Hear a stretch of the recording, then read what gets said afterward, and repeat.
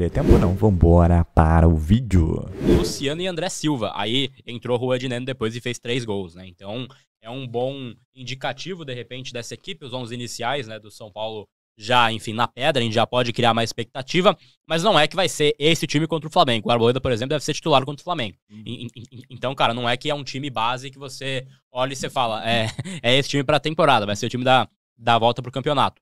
Mas já cria uma base, principalmente do esquema de jogo, 3-5-2, e foi uma boa amostragem, né? 6-0 ali. A gente lembra que uma era passada, nem jogo treino a gente ganhava. Né? Então, contra quem foi esse treino? Foi contra o Sub-20 do São Paulo. Fora Alan Barcelos, fora Cotia. Fala dele. Perfeito. Mas foi algo importante. E acho que esse esquema 3 zagueiros, a gente comentava, né? Ele requer também mais tempo. E eu não desgosto da ideia de sair jogando com o Sabino nesse esquema, cara. Acho que é a principal característica dele. Posso ir além? De jogo. Posso ir além? Eu não acho que o Arboleda tá no banco à toa, tá? Pode ser. Com todo o respeito, e aí a galera vai falar, pô, o Wilson já tá cornetando e tal. Não, eu acho que se a gente pegar um esquema de 3 zagueiros, que os 3 zagueiros precisam iniciar uma transição, o que tem o pior passe é o Arboleda. Então a gente precisa dos 3 zagueiros com alguma qualidade de saída. O Ferrarese tem, que se tornou lateral, ele vai bem pra frente. O Alan é o nosso pilar. E o Sabino tem um bom passe também. Então eu acho que pode ser um indicativo. Pode ser que mude? Pode, mas não é à toa que ele não foi escolhido hoje. Cara, mas você passa 3 bons caras pra saída, pra construção desde lá de trás. E assim, eu sei que é muito cedo falar, eu não quero me empolgar, e claro, nunca foi assim. Mas eu gosto dessa ideia, porque você passa a ter um time, como é o modismo falar, construtor, né? Lá de trás já. E no esquema de 3 zagueiros, um sistema mais bem protegido. Eu posso ter mencionado que eu gosto desse sistema em algum momento. Nunca falou. Acho que não, né? Mas a gente tem ali opções para não sobrecarregar o Oscar, né? Se ele for o meia jogando, né? Porque ele tem que estar saudável também, né? Mas dá mais opção para ele, né, Ilcinho? Eu acho que cara, pensando no elenco do São Paulo, assim, o que ele mostrou com os 2 volantes, 2 segundos volantes, de bastante movimentação, é que quem vai começar a construção vão ser os zagueiros. Então a gente vai ficar muito dependente do passe dos zagueiros, do movimento dos alas, por quê? Independente do lado que a gente escolhe sair, os volantes eles vão se movimentar à frente para abrir espaço, seja para o Oscar, para o Lucas, para o outro segundo volante. Então acho que essa movimentação faz um pouco mais de sentido, mas a gente precisa de zagueiros que tenham pelo menos a confiança de um primeiro passe entre linhas. Que era um dos destaques do time do Dorival, né? Você tinha um lado esquerdo muito forte, que você tinha o Beraldo, aquele que não falaremos o nome, que pulou o muro, e o Nestor, mas era um lado esquerdo que a jogada já vinha construída lá de trás, né? E o jogo no Allianz Parque que a gente ganha com 2 gols do David, a gente tá brincando. Mas eu acho que assim, Senna, assim, em cima dessa construção do time base já do Crespo, gosto da formação 3 zagueiros, acho que é mais sólida. E o próprio Zubeldia, quando o calo apertou, ele foi pra 3 zagueiros pra não sofrer, né? Que a gente lembra bem desse período, principalmente ali no jogo contra o Palmeiras. Então, isso aconteceu, isso é um fato, a gente não tá inventando. Isso de fato ocorreu, rolou. E aí acho que vale também falar em relação a isso, porque é o seguinte também, né? Assim, ó. Assim, hoje a zaga do São Paulo tem 5 opções, né? Teria então com o Sabino, com o Arboleda, com o Alan Franco e o Ferrarese, muitas vezes, na antiga gestão, ele virou um ala, muitas vezes, né? E só de não ter o Ferrarese como esse ala, caindo como ponta, muitas vezes, acho que já é uma grande notícia para esse São Paulo. São Paulo tem que ter ele na posição de zaga, e aí ele pode auxiliar na construção do jogo. E esse meio de campo gerou uma certa polêmica também, né? Porque o Maia foi sacado, mas nesse momento, pelo nível físico que a gente viu do Maia depois da volta, o meio é Alisson e Marcos Antônio. Ponto. Pode ser que o Maia daqui a um mês ele volte, jogue 40 minutos bem, jogue 50, de repente ele ganha a vaga de novo. Mas hoje, por assim, desempenho, quem tá jogando melhor, Alisson e Marcos Antônio. Faz mais sentido. O Maia, assim, tá travando o jogo muitas vezes. Isso é algo que é ruim, né? Então, a gente fica na expectativa. E foi gol do Fluminense? 2-1, Fluminense, gol do Hércules, né? Pelo jeito. Eita. A gente atualizou aqui pra gente poder Vem em tempo acompanhar, real. né? Mas tá 2-1. Eu tô com medo, Sim, cara, eu tô com medo desse... Hoje é Chelsea na cabeça, amigo. Pelo amor de Deus. Gol do Chelsea? Nossa, mano, vai ser gol do São Paulo, gol do Brasil, né, em casa. Já preparei lá o churrasco, essas coisas todas pra hoje, mano. Que olha, pelo amor de Deus. Mas eu tô com aquela impressão, assim, em breve momento Mundial de Clubes aqui, né? Eu tô com a impressão que o Palmeiras passa hoje, mas quebra a cara depois. Tomara. Importante que caia, né? Pra alguém. Mas eu queria perguntar pro Ilson em relação a esse meio, Ilson. Porque isso gera muita crítica da galera, né? Ah, porque o Maia foi sacado, o Marcos Antônio vindo agora, são 2 segundos volantes, mas eu gosto da dupla Alisson e Marcos Antônio. Acho que demorou pra entrosar. Acho que teve um jogo, acho que foi contra o Inter, não sei com quem foi, que ele dobra o Marcos Antônio como primeiro volante também, e foi péssimo, a gente foi muito mal naquela partida, gerou muita crítica. Mas essa dupla, Alisson e Marcos Antônio, acho que o Alisson consegue vir buscar o jogo, consegue ser esse combustível, e o Marcos Antônio tem que seguir na pegada que ele tava, né? Que ele tava sendo o fio condutor do meio, né? Então, assim, você gosta dessa formação ou falta o Maia?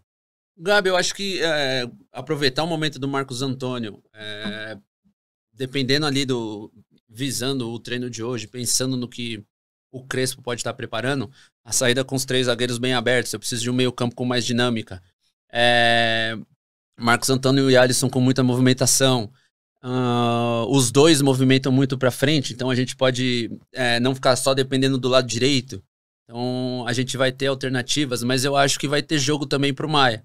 Você citou o Inter, eu acho que num jogo contra o possível Inter, pensando no Alan Patrick, nenhum dos dois tem aquela característica de marcação incansável, o Maia tem.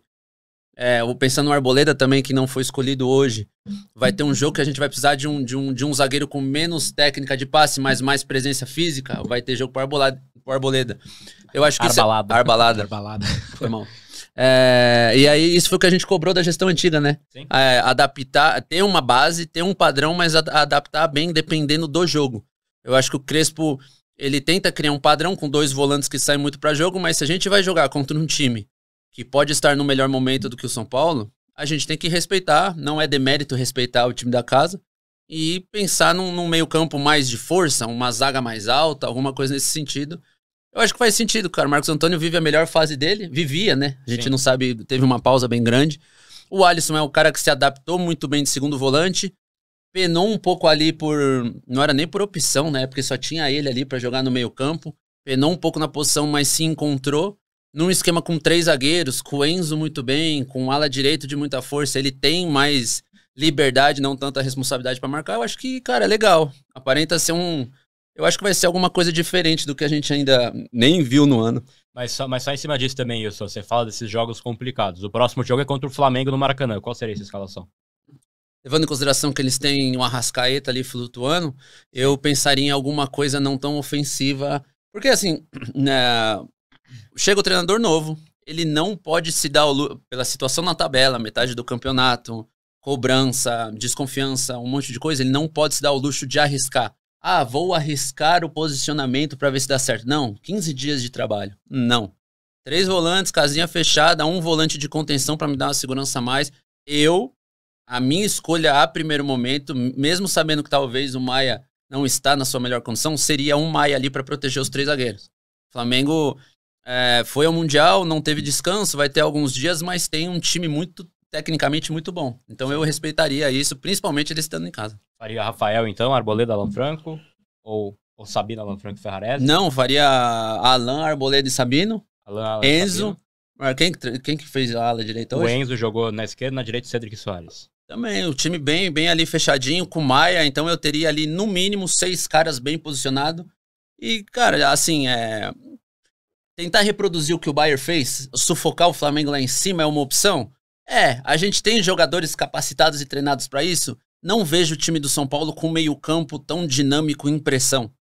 Não vejo Luciano, Oscar e Lucas talvez saindo, sufocando os caras o tempo todo. Então, cara, fecha a casinha aqui, trago eles pro nosso campo, tente sair numa bola ali. Início de trabalho, desconfiança, tá todo mundo vindo. O Flamengo vem de um torneio onde tava um calor, um cansaço assim extremo. Então, cara, espero, faço o simples bem feito, sabe? Faço o simples bonitinho, meu time tá bem postado, é bom pra caramba competindo, então acho que eu ia por esse caminho no primeiro momento. Não precisa ir pra trocas. Bem, beleza? Bom, vamos lá, começando por essa história aí do Crespo, do Zubeldia, na verdade, ainda não assinando a rescisão, né? Tô gravando vídeo sexta-feira aqui por volta das 11 da manhã e não tem nenhuma situação ainda resolvida da assinatura do Zubeldia em relação à rescisão do São Paulo, né? Até eu tava acompanhando as redes sociais e o Arnaldo Ribeiro, né, do canal Arnaldo e Tironi, ele estava dizendo que o Zubeldia está em São Paulo, inclusive, para resolver essa questão. O que me disseram lá dentro do São Paulo que tá nas mãos do jurídico do São Paulo e dos advogados do treinador, né? Uma situação que está sendo discutida e que não tem, assim, nenhum ruído. O que tem é discussão jurídica mesmo, cada um puxando para o seu lado na questão dessa rescisão. Ah, eu quero receber tanto. Não, aquilo ali eu tinha que receber. Não, isso aqui não é para receber. Então, assim, parte de uma questão, até muito se coloca, será que essa rescisão foi amigável? Não foi? A tomada de decisão de, olha, eu não quero mais ser técnico do São Paulo. Ah, tá bom, a gente aceita que você não seja mais técnico do São Paulo. Realmente não dá mais o trabalho. E essa tomada de decisão, sim, foi amigável. Mas quando você coloca dinheiro, quando você envolve questões financeiras, sempre vai ter cada um puxando pelo seu lado, né? E isso está sendo discutido agora entre o advogado do Zubeldia e também o jurídico de São Paulo. A expectativa é que isso se resolva no máximo até o começo da semana que vem, né? Ainda hoje pode também, na sexta-feira, sair uma resolução disso, o Zubeldia assinar essa rescisão e aí sim você dá entrada na papelada e o Crespo poder ser colocado ali como técnico de maneira oficial, valendo no papel como técnico do São Paulo, para efeito burocrático de você ter inscrição na CBF para brasileiro, para a Copa do Brasil e, claro, na Libertadores via Conmebol. Essa é a questão. Então é uma discussão jurídica das duas partes. Os dois estão, nesse momento, falando, se reunindo, e o São Paulo, claro, minimiza qualquer tipo de situação no sentido assim de tipo, não foi amigável, o Zubeldia não tá gostando, o Zubeldia, sabe? Pelo menos com quem eu conversei com mais de uma fonte, eles dizem que é uma questão mesmo assim de ajuste burocrático dessa rescisão e que cada um puxa para um lado e é natural ter esse tipo de discussão. Vamos ver, vamos aguardar, mas de fato é curioso, chama atenção, né? Porque a partir do momento que se define a saída do treinador, fica a sensação de que isso também tem que ser definido, né? Tudo isso para você poder também ter as questões legais ali para você poder escrever o teu novo treinador. Enfim, coisas do futebol e particularidades do São Paulo Futebol Clube. Vou falar do Vasco, o Thiago Mendes era um jogador... Arboleda não jogou, não foi titular. Quem que era a trio de zaga? Alan Franco pela direita, Ferrarese centralizado e Sabinão da Massa pelo lado esquerdo. Boa. Aí você falou que tem um trio no meio campo, que é Alisson, Marcos Antônio e Oscar, certo? Perfeito. Esse é o meio campo. Cédric Soares e Enzo Dias os alas. E no ataque? Luciano e André Silva. Certo. E aí, Maurício? Gostou? Adorou? Deu pro gasto? Ou foi um lixo? Parafraseando Eduardo Tironi, que está preocupadíssimo com o jogo das 10 da noite de hoje. Cara, gosto do esquema 3-5-2. O Arboleda, por que não jogou? Alguma informação, Alex? Então, do que a gente já tinha conversado até antes do jogo treino, é muito por conta da saída de bola. O Crespo, ele prioriza muito que ele tenha zagueiros que tenham uma boa saída de bola. E apesar, até na minha avaliação, né, o Arboleda é o melhor zagueiro, o Crespo identificou, e há um entendimento lá dentro, de que para sair jogando, para a construção de jogo lá de trás, o Arboleda teria algumas dificuldades em relação a Ferrarese, que inclusive jogou de lateral por ter essa facilidade, o Alan Franco e o Sabino, que a gente já sabe que tem essa familiaridade com o jogo com os pés. Então, é mais nesse sentido da saída de bola, de ter mais controle desde lá da posse de trás. Então, por conta disso, o Arboleda, em um primeiro momento, acaba ficando de fora dessa escalação ideal. O Matheus Alves está atrás de outro jogador, de outro meia que vai contratar agora. E aí tem o nome pra mim, gente, Juan Quadrado. Aí vamos lá, gente. Me ajuda aí, né, gente? Juan Quadrado tá velho. O Tidico tem 37 anos. Tá bom. Mas não vale nada. Juan Quadrado está sem clube, não vale mais nada. Eu acho que valeria a tentativa. Tivemos...